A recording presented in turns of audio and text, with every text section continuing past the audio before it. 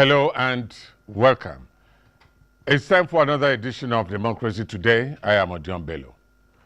As the war of words continues among the supporters of Kwankwaso and Ganduje escalates, representatives trade blames on the recent Doba clash in Kano. So we are there, citizens, bona fide citizens of the state, as respecters of our traditions, to cheer our aim. Then suddenly some thugs appeared and started beating, macheting anybody seen with white and red, while the police were busy in the vanguard tear gassing our people. In his desire to wrest power from APC and become the Nigerian president, leader of Hope Democratic Party and presidential candidate Ambrose Oworo is promising that if given the opportunity, his party will scrap churches and follow it up with mosques. The sole idea of Muslim and Christianity is about God. We all worship God, one God. So why do you have to have a chapel and mosque in Aso Villa? I would demolish it. Nigerians will worship under one roof once a month, of all creed. In Abia, so many security-related stories, deployment of soldiers, curfew, and more. Two-time governor of the state, Orji Uzor Kalu from the United States, reacts through a press release. And reactions trailed the recall process against Senator Dino Melaye of Kogi West. Details on the program.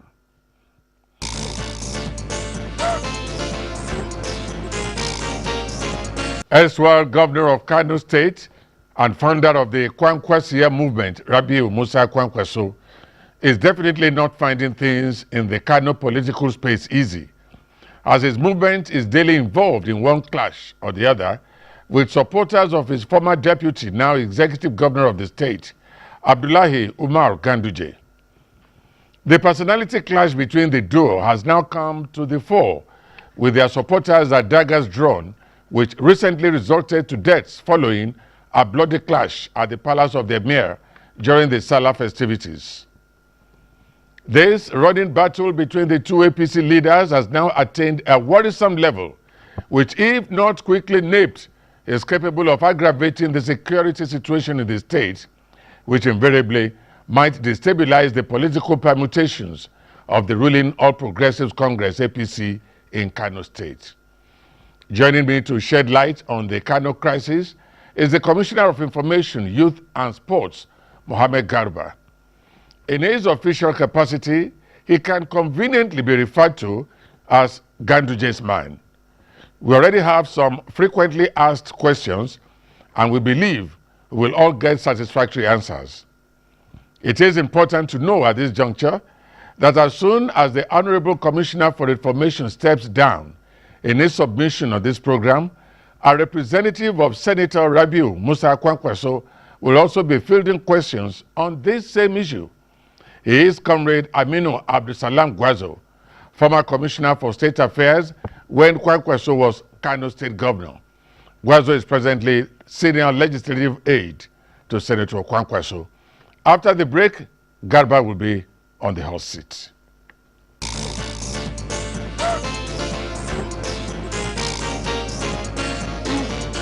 Yes, the rumor has been rife of late that there have been clashes between the supporters of former governor of Kano State, Rabiu Kwankwaso, and the present governor, Governor Ganduje. And the fight blew into the open seriously, which was now tagged the Doba clash. Well, I have joining me on today's edition of Democracy Today, the Commissioner for Information, Youth, Sports and Culture in Kano State, Mohammed Garba. Mohammed, you're welcome to Democracy Today. Yeah, thank you. Now, the Doba clash, in our own estimate here, was not the best for Kano State because Rabiu Kwankwaso and Ganduje are chieftains, and of course, they are playing important roles in the development of Kano. What could have led to this? Well, I think I share the same idea, the same opinion with you, actually. And I want to say that it is indeed unfortunate. And even when it happened, we came up with a statement we condemn it in toto. But by now, if you are following events, I'm sure you will know that the clash actually started within the Kwankwaso group. That was the information we have, because I remember vividly that right from the time we took off from Government House around 4:15 to the Emir's Palace, we have not seen anybody, either individual or group of people, harassing or abusing somebody within them. You know, it was a very large crowd actually. So up to the time we went to the venue of the Daba, to the end of the Daba and coming back to Government House, believe you me, I said it and I want to repeat it, that personally, most of us are not aware that there was clash. Not until after about 2-3 hours after the Daba, our attention was drawn, and we tried to find out from the security agencies and other means of getting information. And basically, we were made to understand that the Kwankwaso group allegedly recruited or invited some youth from the neighboring state, from Jigawa, from Katsina, from Sokoto, Zamfara, and even Kaduna, to come and solidarize with them so that they will be at the palace of the emir. And as they come, they were given red cap and promised to be given 5,000 naira. That was the information we have. So eventually, when they went to the venue of the Daba, they were given 2,000 naira and the red cap. And when the youth realized that probably at the end of the Daba, everybody will go home, and they started to protest. And to the information we have, that was the beginning of the crisis. And you know, why you have a lot of people like that, and going by the history of the Daba in Kano, which were indeed very worried, you realize that when there is a problem like that, it will lead to a lot of crises like what really happened. And in fact, this is the information we have from the government side. And personally, I tried to dig further to find out what really happened, and then even went to the extent of going to the hospital with the Commissioner of Health to find out those who were in the hospitals. And from the record available in the hospital, we went to 3 hospitals, we were able to find out that some of those youths, as was alleged, came from Jigawa. Some were injured, about 2 of them, I cannot remember the number, from Jigawa, about 3 from Katsina, and 1 from Kaduna. And even amongst the supporters of Ganduje, some of them were also injured. They sustained very serious injury during the clash. So I think that is really what happened. And our position as government is that indeed we are not happy. I was directed by the governor, as I said. I issued a statement and I assured the people of Kano that government will do everything possible to ensure that whoever was found guilty as far as this issue is concerned will be prosecuted, because it's a very serious issue, as you said. The issue of Daba, as far as we are concerned, we are organizing Daba so that we can display our culture, our tradition. And this is why you have a lot of foreigners coming from outside the country. And eventually, when you have interaction like that, that is probably the probability of having an investor so that they will come and invest in Kano. In fact, I had even the privilege of discussing with quite a number of people who believe that there is need for us to modify and reorganize the Daba so that it will be well arranged in such a way that even revenue can come out of it. So really, we are really disturbed as far as I'm concerned. And my prayer and hope is that such type of things should not happen in the future, because it is denting the image of the state, And indeed, we as a government, as I said, we are really, really disturbed with the situation. Right. Honorable Commissioner, it is clear to the blind and very loud to the deaf that there is a strained relationship between Kwankwaso and your boss, Ganduje. What is going on? They used to be very, very close. It was an issue of governor and his deputy. Well, I think the problem probably mostly, I would say, is from the supporters, especially those who are very, very close to the Senator Rabiu Musa Kwankwaso, because immediately after His Excellency was sworn in as governor of Kano, there was this expectation that probably some of them will be on board, probably reappointed as commissioners. Yeah, some of his people. Exactly. His people. Yeah. Without bearing in mind that the governor did what he's supposed to do. For instance, he was able to retain the secretary to the state government. Engineer Rabiu was Suleiman. Is he still there now? No, he was removed about 5-6 months ago. Okay. But the governor was able to retain him. He retained the accountant general of the state, who was appointed by Kwankwaso. We have about 3-4 commissioners who served under Kwankwaso. The commissioner for local government was a special advisor to Kwankwaso, and he was appointed as a commissioner during Ganduje's administration. The commissioner of agriculture maintained his position as commissioner of agriculture in Ganduje's administration. The commissioner of water resources was the executive secretary of was an executive secretary of the scholarship board during the Kwankwaso's administration, and so many others. So some of them failed to realize that it is virtually impossible probably for the governor to retain all the commissioners. And for you to have the secretary to the state government and of course the general, that is the key as far as the administration of the state is concerned. But I believe that some of them felt aggrieved, and instead of them to come and cooperate with the government and support the government, they started to criticize some of the policies and the programs of government. And secondly, 2015, 2016, as you are aware, is a very bad year in terms of economy, not only in Kano State. No, of course, nationally, that was the peak period of recession. Yes. And we inherited so many programs by the immediate past administration. There were a lot of unpaid contracts by the immediate past administration.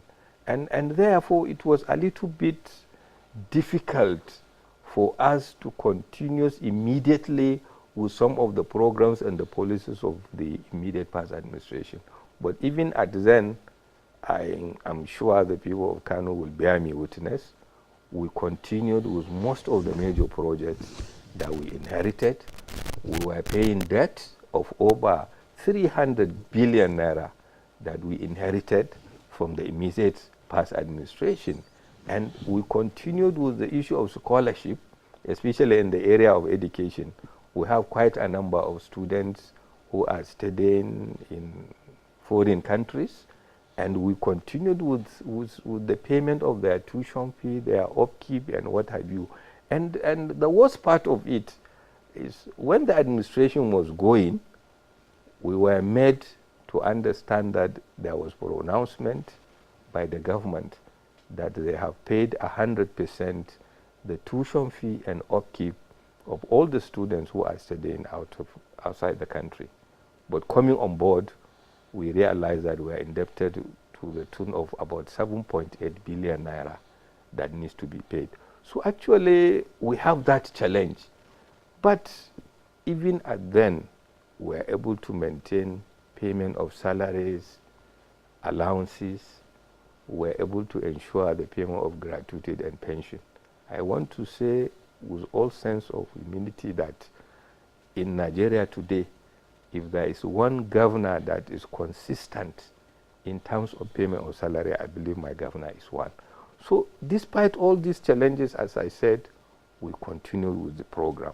But unfortunately, some of the leaders of the Kwankwaso group were antagonistic about the government.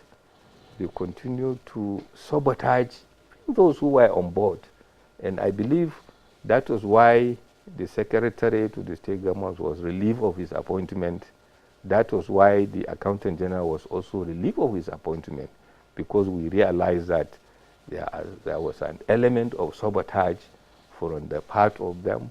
They tend to believe that whatever we do, we have to continue 100% with all the programs and policies of the immediate past administration. And we explain in detail that no matter what, even if you are from the same father and the same mother, there must be differences in terms of understanding, in terms of approach, and at times we look at the circumstances. When Kwankwaso was in government 2011, 2013, 2014, we look at the situation even when federal allocation was given. We have seen it, it's still there in record. At times, in a month, they receive 15 billion naira, they receive 18 billion naira, 12 billion naira, and we found ourselves in a situation 2015, 2016, where we are getting 4 billion, 5 billion naira. So this is a very, very serious challenge. Okay, because of recession. Because of recession, okay, which probably the Kwankwaso deliberately refused to appreciate.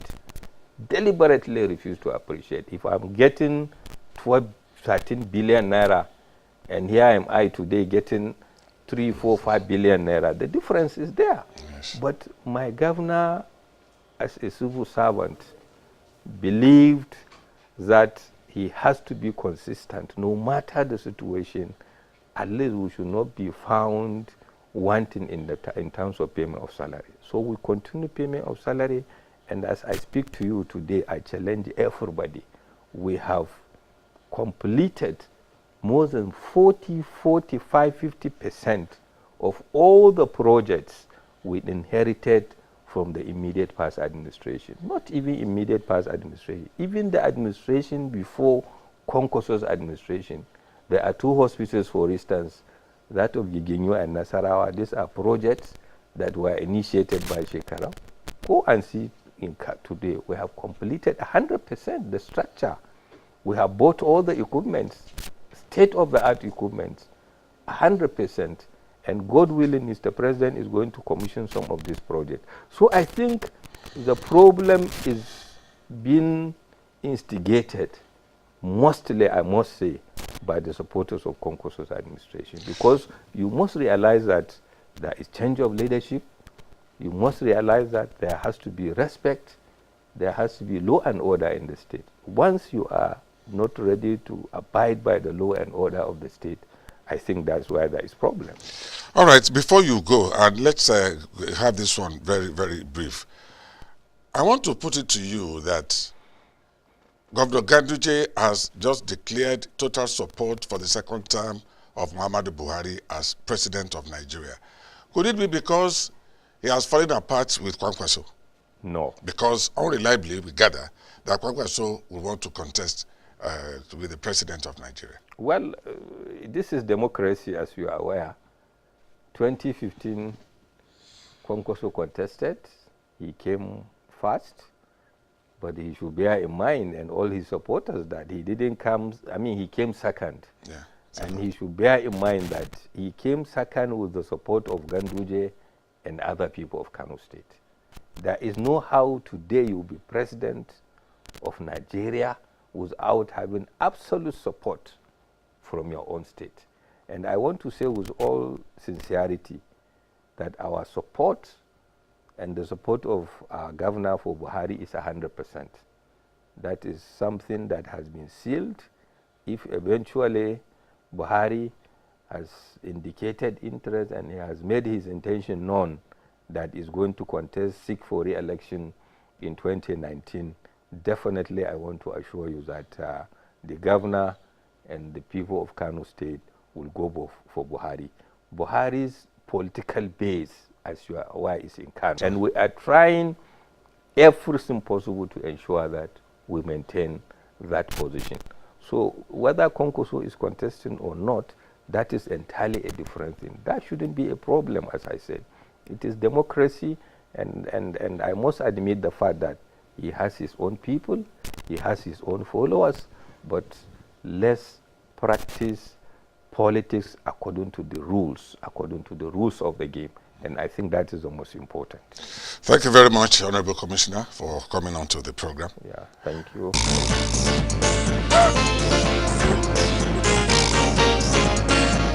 Hello, it's still Democracy Today, and here with me now is a gentleman from, let me say, the camp of Alhaji Rabiu Kwankwaso. I say from his camp because he was a commissioner, to be precise, Commissioner for State Affairs, when Alhaji Rabiu Musa Kwankwaso was the governor of Kano State. He is Comrade Aminu Abdul Salam Gwarzo. You're welcome, Comrade. Thank you very much. Now, you are presently the senior legislative aide. So we want to believe, including the viewers, that we have the right person to come here and speak on behalf of Alhaji Kwankwaso. The present governor, Abdullahi Ganduje, and Alhaji Kwankwaso were friends, were brothers, political allies, governor and deputy. But right now, the relationship is a strained one. From where, when did they start getting this wrong? Well, thank you very much, Sam. Good evening, viewers. Let me start by confirming what you have said. His Excellency Engineer Rabiu Musa Kwankwaso, the Senator representing Kano Central and Senatorial District, and former Governor of Kano State, and Ganduje, the current Governor of Kano State, were very close friends and very close political allies up to the time when His Excellency Engineer Rabiu Musa Kwankwaso vacated the seat and Ganduje succeeded him. To be precise, that was when or after his anointment as the candidate of the APC and his subsequent election at the general elections in Kano State as the executive governor of Kano State. I will tend to believe that the sour relationship started immediately when he ascended the throne of governorship of Kano State, because immediately after assuming office, he started making statements castigating the previous administration and in a way distancing himself from the previous administration and questioning most of the policies, especially the most progressive policies initiated and executed by the former governor of Kano State, Engineer Rabiu Musa Kwankwaso. I can confidently say it started immediately, almost on 29th or 30th of June, to our utter amazement. That would have been barely a month after being sworn in. Probably it was sworn in May 29. Yeah. It was barely a month, and they were making all kinds of statements against the previous administration, and in most cases trying to castigate the person of Engineer Rabiu Musa Kwankwaso or Senator Rabiu Musa Kwankwaso. And for those of us that were part and parcel of the previous administration and who were members of the State Executive Council, alongside Dr. Abdullah Umar Ganduje, who was the Deputy Governor then and Commissioner in charge of local government and chieftaincy affairs. So we were all really taken aback. Nobody, and I repeat, nobody ever expected anything like this. But then here we are, and the reality on the ground is not what we have expected. And immediately he assumed the mantle of leadership in the state. He started he set out to almost dismantle virtually everything that matters which Kwankwaso has left behind. And as members of the State Executive Council, as senior stakeholders, certainly we cannot just fold our arms and watch him do the distractions politically and administratively. So we started coming out. First and foremost, we sent a representation to him, believing that maybe there was a mistake somewhere, maybe there was a misunderstanding or misconception of certain things somewhere along the line. But unfortunately, he appears to be adamant and set on or bent on going ahead with his antics. And we were left with no choice, even when His Excellency Rabi Musa Kwankwaso was trying to ask us to exercise restraint. We told him that there is need for restraint, but certainly we have to be reliant to certain things so that we can set the records very clear. Kano State people are very much aware of what is happening and what has happened during the previous administration under His Excellency Engineer Rabi Musa Kwankwaso. They knew very well the very progressive initiatives he has come up with, and they are the beneficiaries of those policies executed by his administration, and they cherish those policies, and that is why they are still very much solidly with Engineer Rabi Musa Kwankwaso, supporting very strongly the Kwankwasia movement in Kano. And I think that explains part of the frustrations on the part of the governor of the state, Dr. Abdullahi Umar Ganduje, because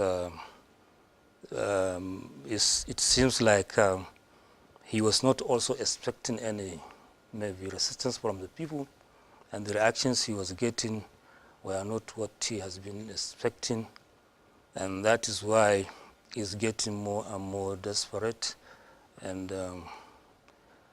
he has already gone off track.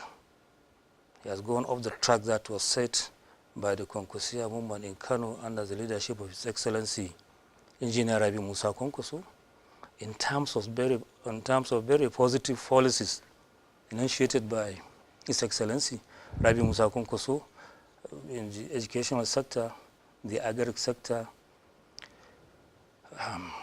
health sector, and commerce, and the rest of it. We have come a long way, and thank God we have achieved that much. All right. While you were talking about him, I mean, His Excellency now, Governor Ganduje, starts running down the previous administration.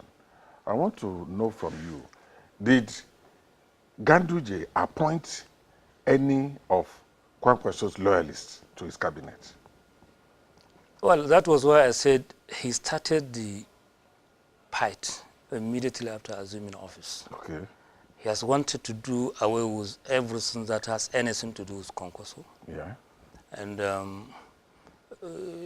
right ab initio, when he came to appoint his commissioners and other political appointees, he made sure, as a matter of deliberate policy, that all those that are close to His Excellency Engineer Rabi Musa Kwankwaso were not given any slot. And if you ask me why, I cannot say, apart from the fact that they are close to His Excellency Engineer Rabi Musa Kwankwaso, there are a lot of people out there who are very loyal to His Excellency Engineer Rabi Musa Kwankwaso, very loyal to the movement, very loyal to the system, contributed immensely, both financially and otherwise, to the success of His Excellency Engineer Dr. Abdullahi Umar Ganduje at the Falls. But he decided, and deliberately so, to leave out or to sideline all those people, all those senior stakeholders from his government. We had that he appointed SSG and the Accountant General from Kwankwaso loyalists. Is that correct? He appointed SSG and the Accountant General as a transitional appointment. Okay. And after the transition, he kicked them out. All right. Because the allegation was that they were still loyal to His Excellency Engineer Rabi Musa Kwankwaso, and there is no way he can continue with them while they are still loyal to somebody outside the government. All right. The strained relationship has been coming to Nigerians, to some Nigerians in form of rumor, until the recent Durbar clash. At the Durbar, what happened? Durbar was supposed to really sell, to publicize Kano culture and tradition, the beauty of Kano. And it was quite unfortunate that the thing ended in bloody clash between the supporters of Ganduje and Kwankwaso. What happened? Well, if I may go back a little to give you the background. As I have said, he has started this problem immediately he assumed office, and he has done his very best to discredit and dismantle all that has been left behind. People in the state were very angry that he reversed the pre-education policy of the previous administration.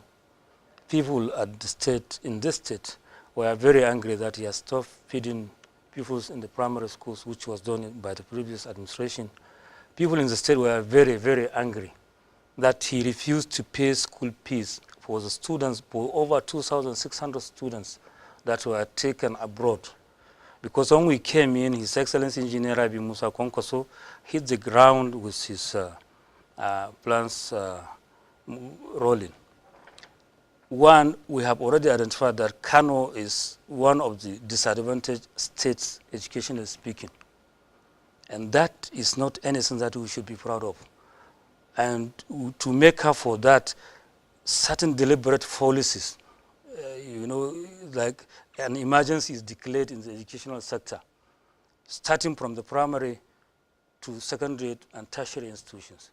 And the government, under His Excellency Engineer Rabi Musa Kwankwaso, decided to come out with certain plans of sending our children to overseas universities so that they can quickly go there, obtain their first degrees and second degrees and PhDs, and come back and join our tertiary institutions and started imparting what they have learned, and they are needed in various sectors of the society.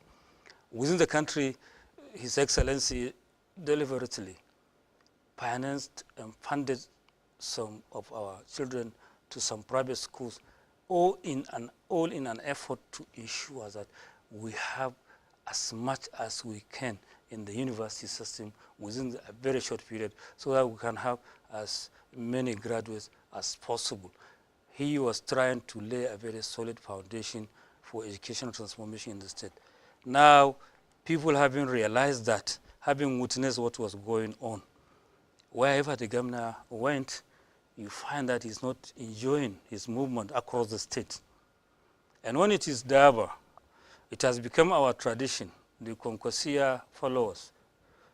We came to the Durbar venue to cheer our revered Emma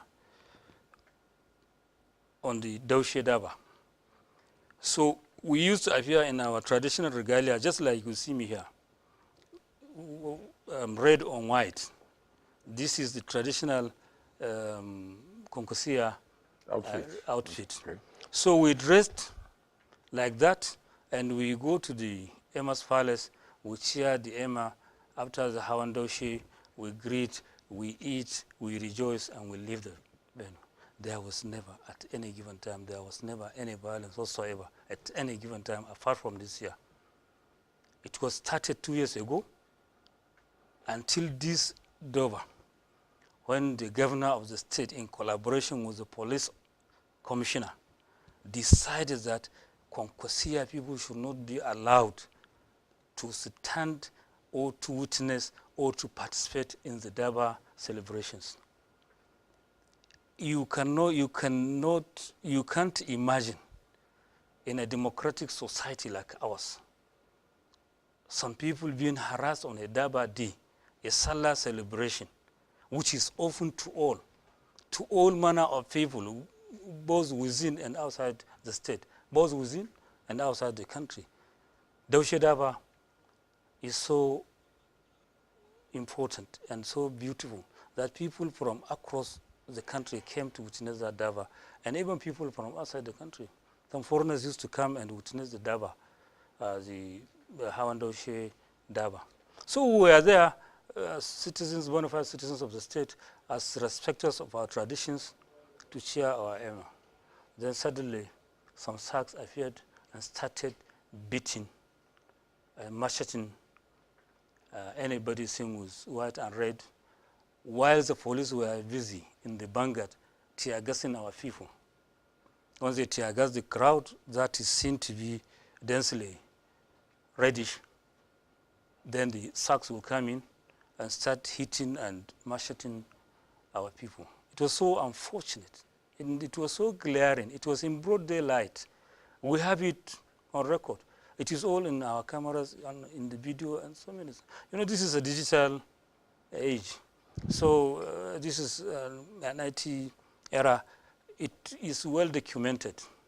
And thank God we have taken all necessary steps to reach out to the higher authorities within the police hierarchy. Comrades, let's get something straight. You mean Kwankwaso loyalists were in order, obedient, law-abiding, and some people just rushed at them? As we used to be, yes, just like that. And people will now rush at them and start just like that, them, cutting them, just like that, them. just like that. So don't you think maybe some of your boys were overzealous? They were not.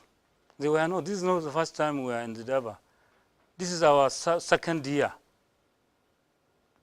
And we have been witnessing the Dava ever since the days of His Excellency Engineer Rabi Musa Kwankwaso. It has been the tradition. And for this government, this is our second year. There was never any violence anywhere. We learned that maybe you were supposed to... We were so defenseless. Okay. Because we never, ever thought of anything like this. Nobody ever expected anything like this to happen in Kano and in this era. But it has happened. It is now a reality. All right, let's get something straight. You mean there was nothing like clash over sharing of money amongst your people? No, that's just mischief. That is part of the excuses they have been trying to come up with. Initially, the Commissioner of Information, Kano State, issued a statement saying that there was nothing. They came from government house, reached the palace, finished the over, went back home. People were cheering the governor, and there was no incident. That was in that day's evening. Then immediately, the following morning, he changes his statement.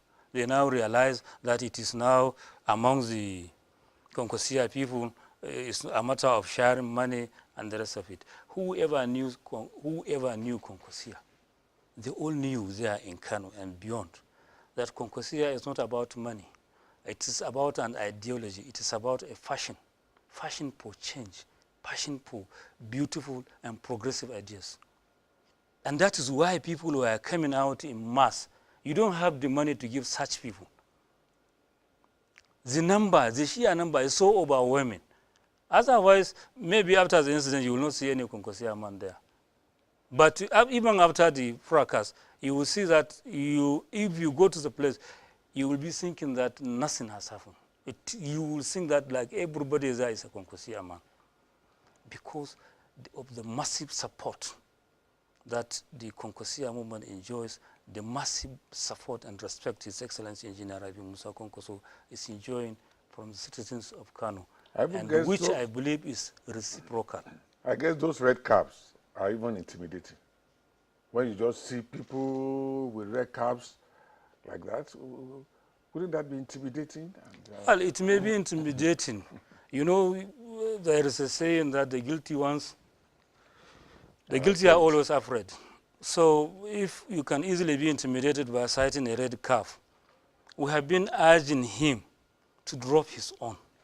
He has ensured that none of his lieutenants is wearing any red cap, but he has failed to remove his own. All right, that is telling you about a personality. This is something that you hate with passion, and yet you are wearing it. All right, I have just one question for you. Can you confirm to us if Engineer Kwankwaso is vying for the position of the President of the Federal Republic of Nigeria? Engineer Dr. Rabi Musa Kwankwaso has held so many positions. He was at one time the Deputy Speaker, Federal House of Representatives. He was a former governor of Kano State from 1999 to 2003. He was a defense minister of this country. He was an advisor to the former President, General Olusegun Obasanjo, on Darfur and Somali matters. His Excellency was part of the NDDC board up to the time when he resigned because of matters of principles. And he contested alongside with the President General Muhammadu Buhari for the ticket of the APC to fly the flag of APC as presidential candidate. As God will have it, we were not able to make it. His Excellency General Muhammadu Buhari is now the President of the Federal Republic of Nigeria. And General Muhammadu Buhari, don't forget, is flying the APC flag. And for now, His Excellency Engineer Rabi Musa Kwankwaso is the senator representing Kano Central Senatorial District in the Senate of the Federal Republic, and he is busy with his mandate in the Senate. Any ambition, presidential or otherwise, I don't think the time is ripe now for anybody to start haggling. And when the time is appropriate, we will make our decisions known to the entire nation. But for now, His Excellency Engineer Rabi Musa Kwankwaso is a senator of the Federal Republic of Nigeria and is busy with his schedules and his mandate in the Senate. Thank you very much, Comrade Aminu Abdul Salam Gwazo, for coming on to the program Democracy Today. Thank you, sir. Thank you very much for coming. Thank you. Well, Comrade is at the moment the legislative aide to Engineer Rabiu Musa Kwankwaso. He was the Commissioner of State Affairs when Kwankwaso was the governor of Kano State. The program continues in a moment. Democracy Today.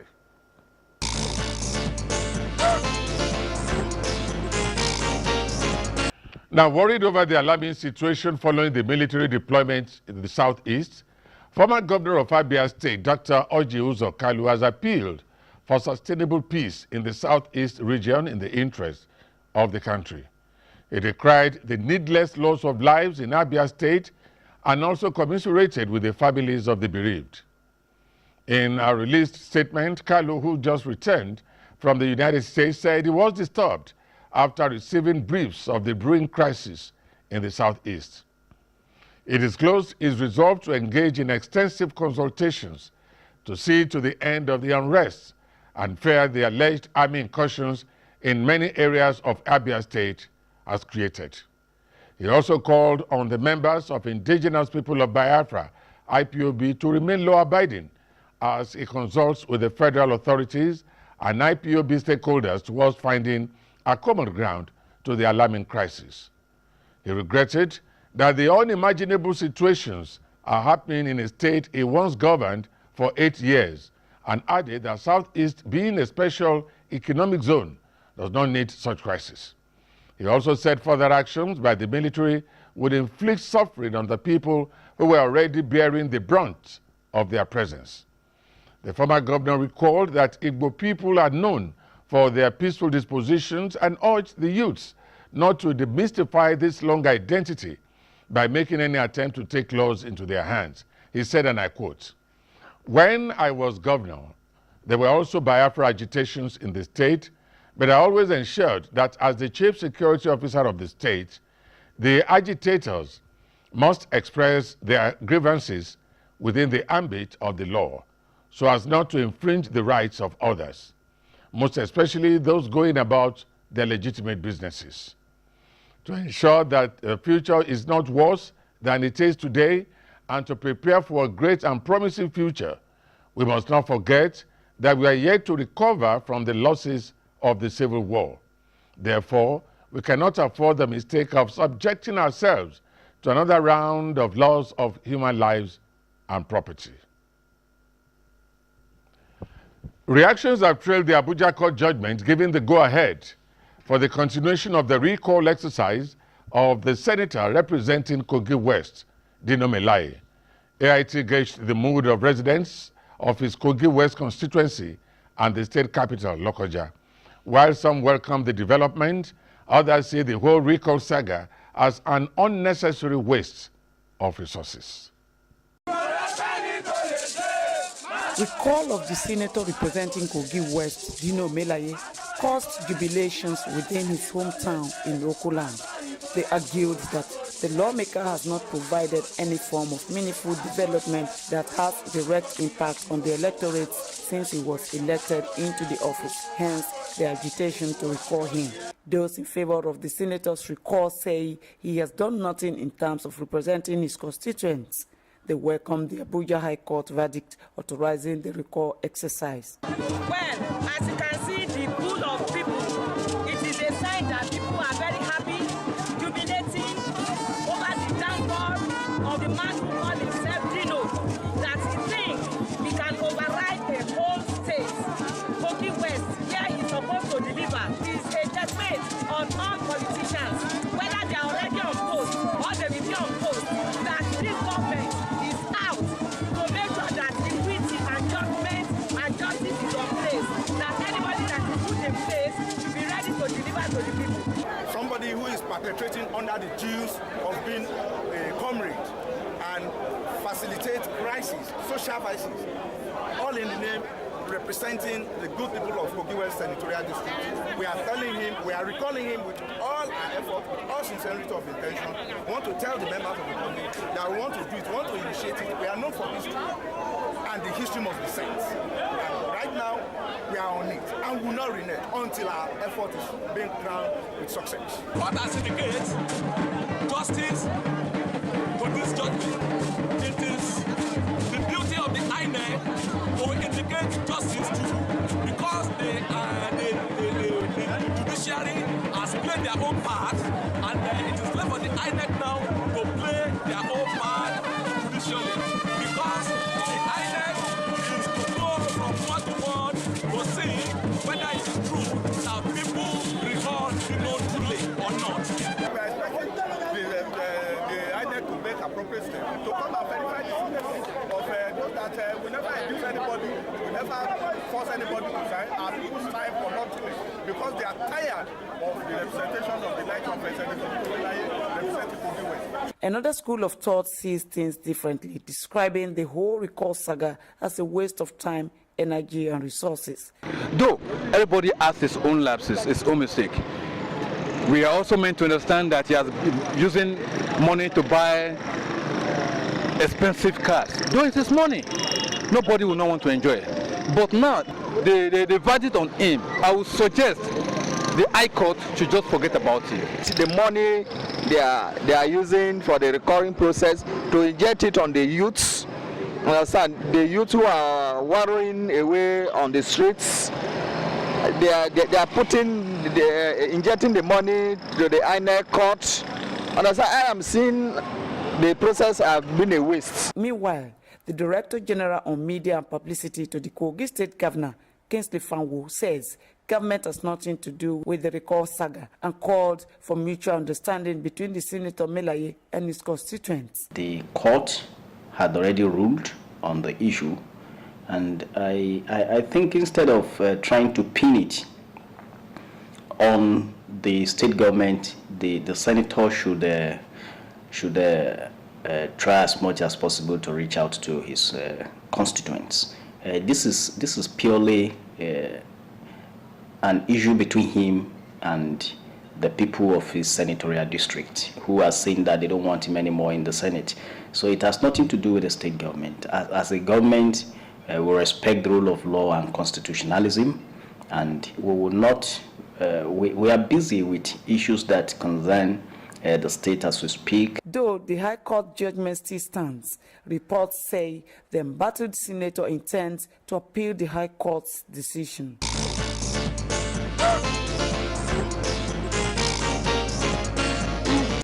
Do you remember Hope Democratic Party? The party contested the last presidential election, and since inception, one man has been both national chairman and presidential candidate. Ahead of 2019 presidential election, the man Ambrose Owuru, who holds sway in the party, is gearing for the presidential race, hoping to wrest power from the ruling All Progressives Congress APC with what it considers a winning formula. In a chat with AIT's Omar Bazwaye, Owuru said Nigerians have always brought bad products. He said if given the opportunity, his party will scrap all churches and then follow it up with mosques. In their places, he said his party will establish a common faith center where every citizen will be allowed to worship God once a month. He believes this will solve the crisis of religion in the country. Us, by Jove, we will contest and represent these ideas again. We have created what we call religious, we have a program of religious tolerance. And that's the bane of this country today, a bane of the Africa, the world. We have a Christian, what do you call it? A fusion of both Christians and Muslims. No party has thought about it. The parties that have ruled the country, let me say in the last 16 years, have only succeeded in dividing Nigerians on religious grounds. The PDP last time created their problems. They are all Christians. These ones now are being accused of being Muslims or even appointing more Muslims to power. So you need a middle ground.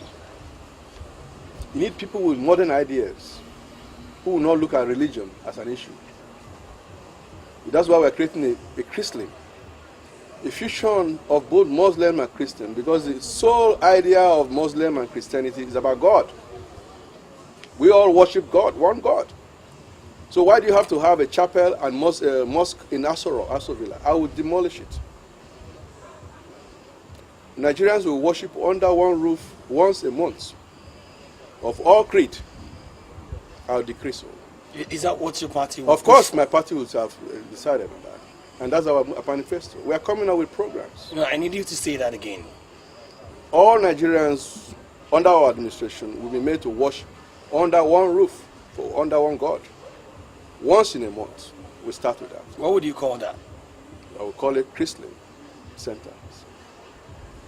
And then see yourself as children of God, not of Muhammad or Christ. Do you think that will end all of the it will solve our problems? Differences? Yes, because even those who steal in the name of whatever they call it, and their defenders tell them, oh, it's our turn. Is it because he's a Christian? Is it why you're pursuing him? You can't succeed in this country if you don't blur this line. Last time I checked, the world felt it was an African problem. But today, even America, London, nobody lives in peace. Christians and Muslims are creating problems in the whole world. God is all they serve, by the way. So why? China is even banning churches. Our neighbor Cameroon, they are banning churches. Why do you have all the churches in all the streets and you have more crime? So we must think ahead. We must have good leadership that must be creative. So these ones you have now are the old analog. So let's go to debate and ideas. Not that I'm the largest party in Africa. We are the largest African party with ideas. And that's what we want to sell this time. We don't need money to win this next election. Let me be assure you that. What do you need? Just need you, the press. So we look forward to that election. Because the PDP, I'm sorry, is beating their chest. They are coming back to where? Which country will allow such party that ruined us, ruined themselves? The only hunger for power, treasury, by the way. We will not, Nigerians will not allow that this time.